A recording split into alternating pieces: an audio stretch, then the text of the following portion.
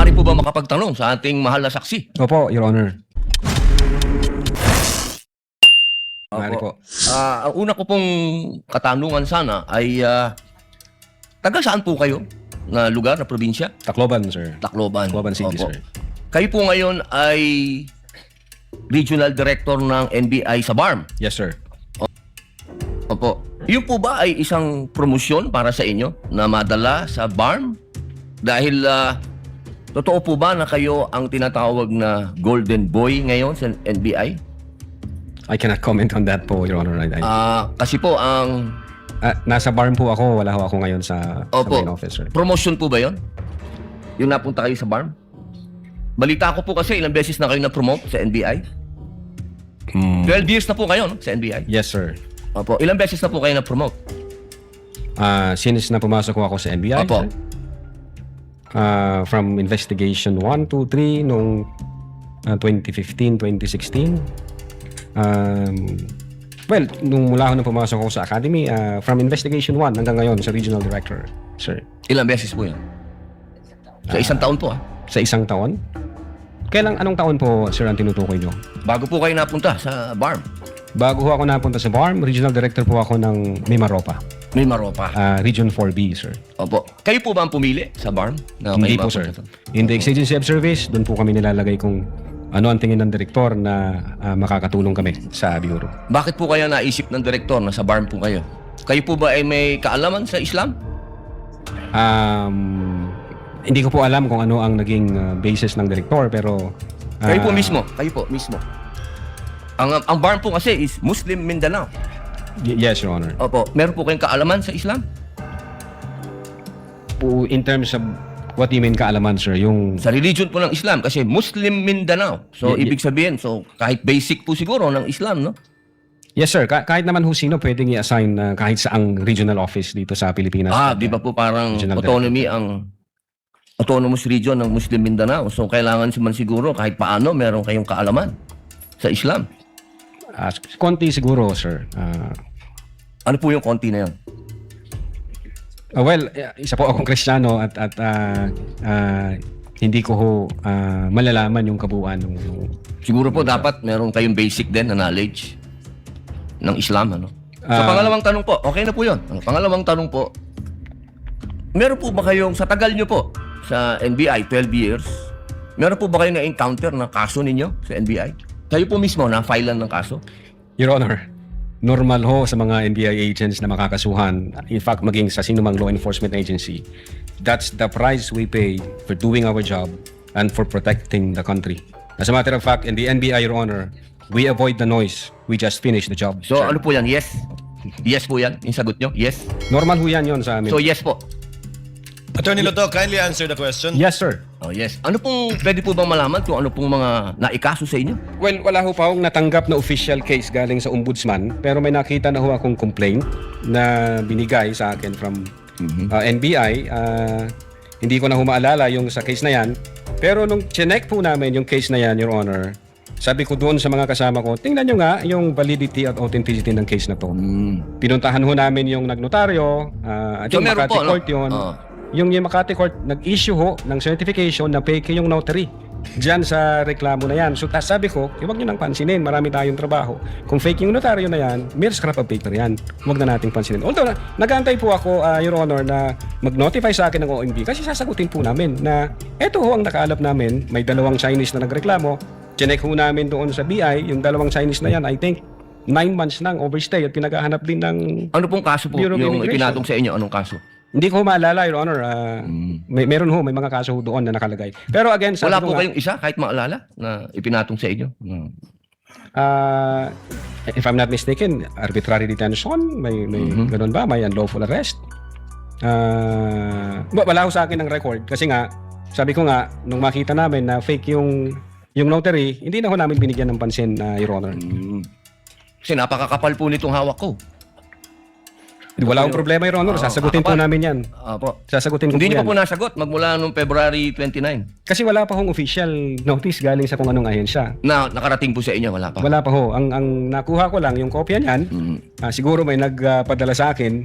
Sabi ko, teka muna, wala akong official na nare-receive from OMB. So, nung chinek ho namin, kung nag-i-exist ba yung kaso, fake yung notary, hindi na namin. So, ibig niyo bibigyan ng pong pansin. sabihin hanggang ngayon, hindi kayo sigurado kung nag-i-exist to. Dapat may notice na ako from Ombudsman. Oh, na- di ba po dapat ang reaction ng isang tao kapag may kaso, harapin? Precisely, Kasi Your Honor. Inihintay ko nga po yung notice from Ombudsman na pag meron akong notice Wala ng po kayong Ombudsman- notice hanggang ngayon? sa Wala pa Ombudsman? po, Your Honor. Yun nga ang inaantay ko kasi sasagutin namin kasi meron po kaming certification na fake yung notary. Inaantay ko po, Your Honor. Mas maganda po, maharap nyo kagad. Definitely, hindi ko Lalong-lalo namin na po, tatakbuhan yan, sir. Kasi napakahalaga po ngayon nito. Yes, sir. Oo, ito po ay ang pinag-uusapan natin dito ay napakahalaga. Yes, sir. Opo, at ito pong mga kasong ipinatong sa inyo, perjury, robbery, extortion, theft, perjury, robbery, extortion, theft. Mainam po ito, As I've said, Your Honor, in the NBI, we avoid the noise. We just finished the job, sir. Opo, opo. Meron pa po akong tanong. Pangatlo. Opo. Kanina po na ang ganda ng talakayan nyo tungkol sa Romanov. Yes, sir. Opo. Alam niyo po ba yung istorya ng Romanov? At ang gaganda po ng mga sagutan ninyo, alam niyo po ba yung historical background ng Romanov? Ang alam ko lang po dyan, Your Honor, yun yung nangyari sa, I think, Tsar, kung hindi ako nagkakamali, sa Russia. Sa Russia. Opo, Opo. Sino po ba yung nakakalaban ng Tsar? Again, hindi ko po maalala, hindi ko po nakita yung buong... Yun. Kasi napakahalaga po malaman ng taong bayan kung sino po ang tinatawag natin na Romanov at sino yung nakakalaban nila. Kasi po, katabi ko, ang isa sa Marcos family. Yes, sir. Alam naman po natin lahat, batid natin lahat, na si Apo Lakay, Ferdinand Marcos Sr., ang number 1 na lumaban sa komunista dito sa Pilipinas. Batid naman din po natin na ang nag-execute sa Tsar kay Nikolai at sa kanyang mga anak, sa kanyang pamilya, ay ang komunista. Alam mo po ba niyo? Yes, sir. Opo. Ngayon, sino po ba ang pangalawang pangulo na lumaban sa komunista? Sino po, sir? Ay di si Pangulong Rodrigo Roa Duterte. Hindi ba po dapat isipin natin yung Romanov ay tungkol sa threat na pumapasok sa mga pamilya na mga namumuno dito sa ating bayan na lumalaban sa komunista. Komunista po ako Gusto ko lamang pong alamin ninyo. Yes, sir. Well, insofar as the investigation on the issue of whether or not may Romanov or operation of Romanov, ang sabi ko po kanina, nasa intelligence service po namin yan, at I think ang makakasagot po niyan, Your Honor, yung director po namin. Opo, kasi nabanggit nyo kanina sa usapan po ninyo si Baste. Yun Na po yung... sinasabi nyo po kasi kanina sa usapan po ninyo, sa napakagandang usapan, na yung Romanov, hindi na ipapaliwanag kasi kung ano ba yung ugat nun. Napakahalaga po na alam natin yung ugat. Si Presidente Marcos Sr. ang lumaban sa komunista kaya nagkaroon ng threat noong 1986. Yes, sir. Ngayon, sinasabi ni Baste na nagkakaroon ng threat sa kanila, pamilya, sapagkat alam naman nating lahat na ang nagpatuloy ng paglaban sa komunista pagkatapos ni Pangulong Rodrigo Roa Duterte ay si Inday Sara Duterte, ang ating Vice President. Sumasang-ayon po ba kayo doon?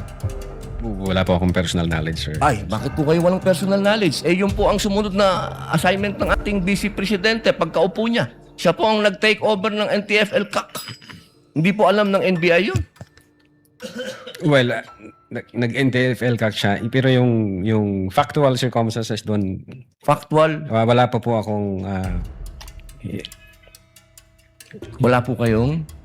Pero alam niyo po, sagutin na lang po ninyo na siya ang nag-take over ng NTF-ELCAC. Yes, Your Honor. Opo, isa na lang po, ginoong tagapamahalang hukom. Sabi niyo po kanina, ulitin ko lang po, gusto ko lang pong malaman uli. Inamin niyo po na wala kayong personal knowledge tungkol dun sa threat ng Pangulo? Ng pangalaw, sabi niyo po kanina, wala kayong personal knowledge na kumuha na ng assassin o papatay sa Pangulo, ang pangalawang Pangulo? Narinig ko po kanina. During that time? Yes or no lang po. During that time, ongoing ho ang validation namin, So, sir. ibig niyo pong sabihin ngayon, meron na kayong personal knowledge na meron na kayong... Hindi po, ongoing po ang validation. At sabi ko nga po, ang makakasagot po niyan, yung intelligence service namin at ang director po namin, sir. So, hanggang ngayon po, wala pa kayong personal knowledge. In so far as the cybercrime division is concerned back then, Hindi po, ongoing ngayon po, ho yung yes or no po, validation. ngayon po, sir, mahal naming saksi, ngayon po, Kung ako tatanungin, wala pa po akong idea, pero baka meron ang intelligence service o ang director po Attorney namin. Loto, kindly answer the question directly. It's answerable by yes or no. And I think Yes, sir. you know the answer. Opo. Well, ako personally, wala pa po, sir. Yun lang po. Maraming salamat po, Thank mahal you. na saksi. Thank you. Sa bawat kanto may bagong istorya, mga tanong na di pwedeng mawala. Sabayan ng ritmo, gumalaw, matay buksan, huwag matulala. Sa Rain TV, andarang kakatotohanan. Rain TV!